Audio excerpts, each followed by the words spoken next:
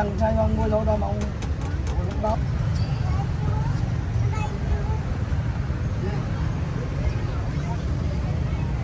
là nhà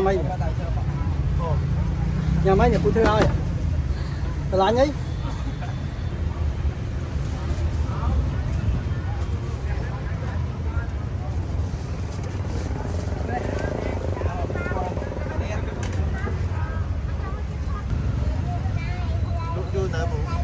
chạm vào mùi khái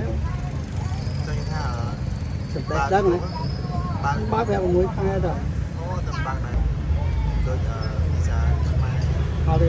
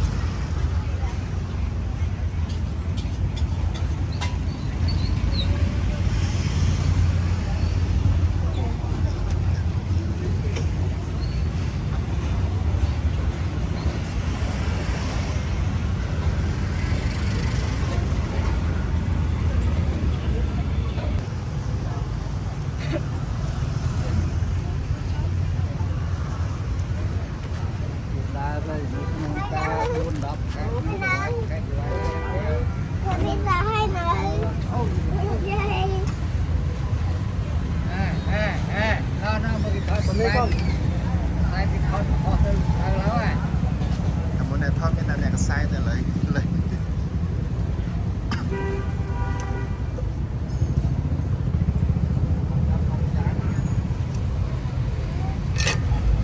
lo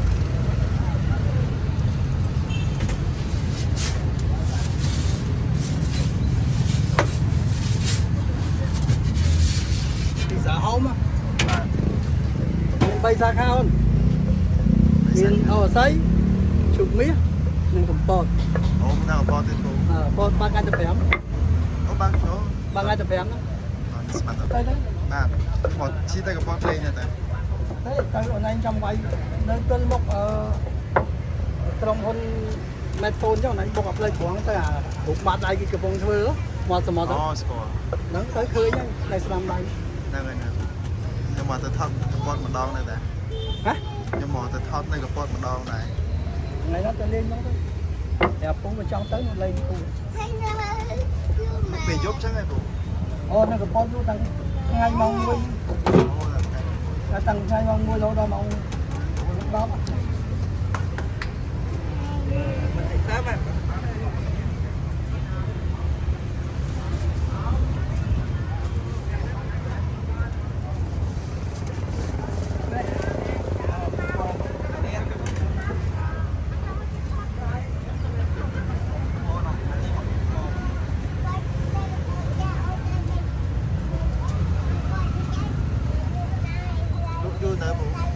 chạm vào mùi khái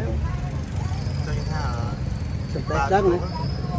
bác vào mùi khái rồi hai chơi rung bột cái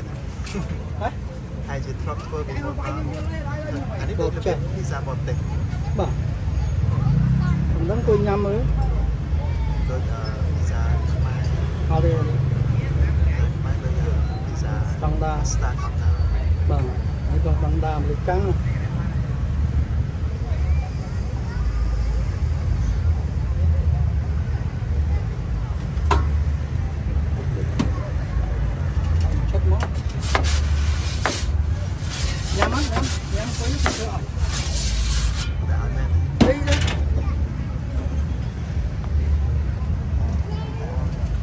trong nhau mới hiểu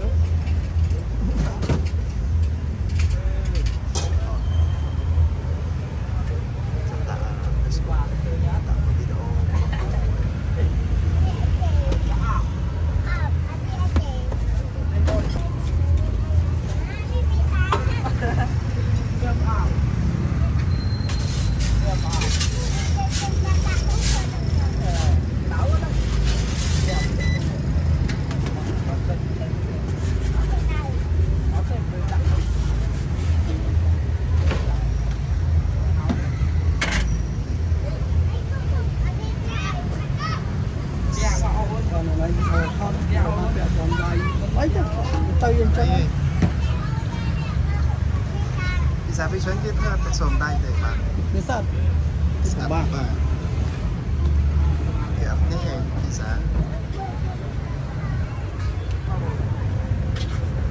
ដាក់ទៅដាច់ đà cho nó giờ đi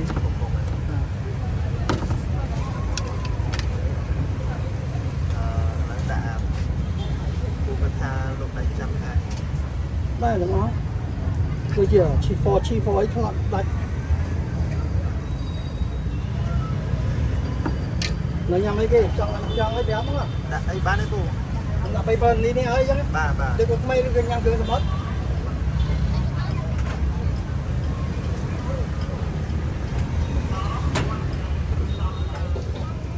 còn mất nhâm không? Vâng.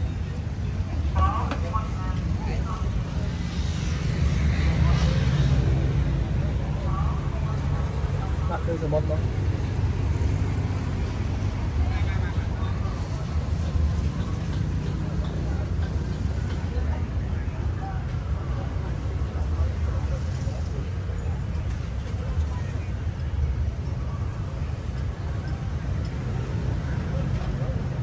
Quả nắng được mình tẹt sồn tay của quá. Đấy cái giá thật là ăn bật sồn lại. Tẹt đây vấn đề bị sát không? Sao à? Nhiều nhâm. Phát. Phát à? Sao?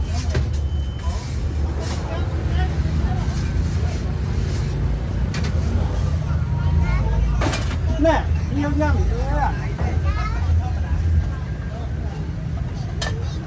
Bao nhiêu?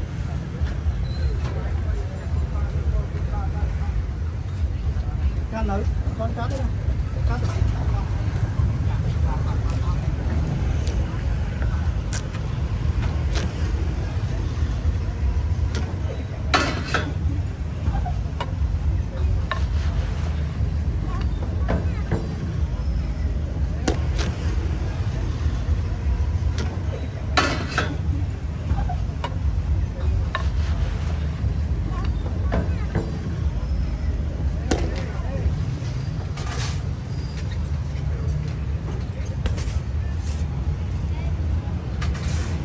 Đại nhiều sao nè.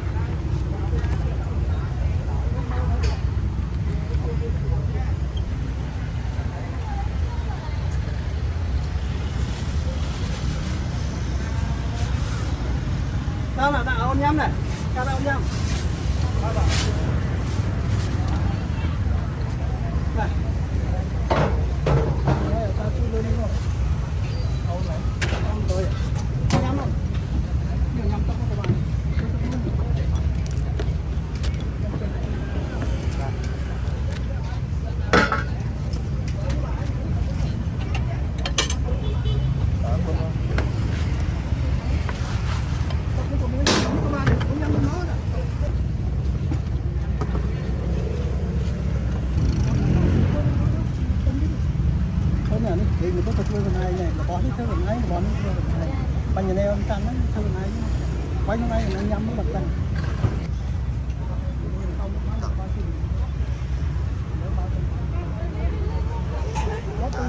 cắt đâu mua cho này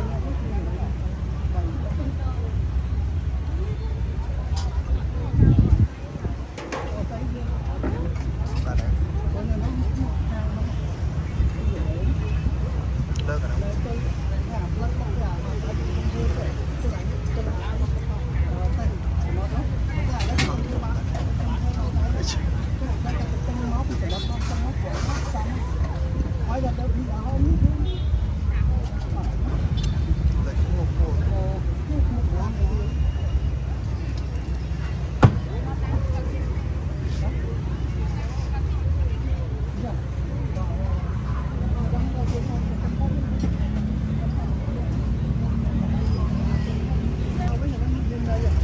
còn bên nhắm nha mà những cái bạn mình ấy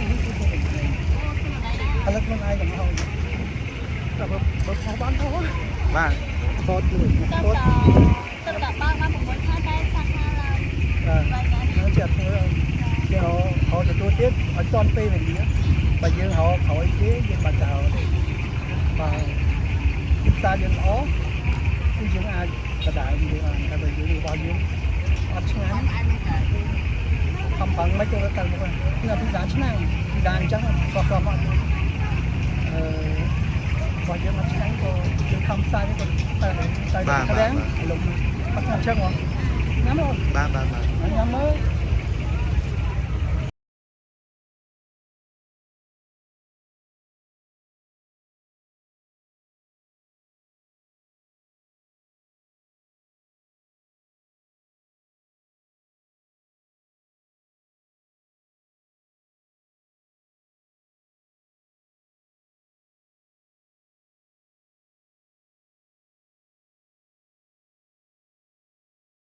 học kinh chào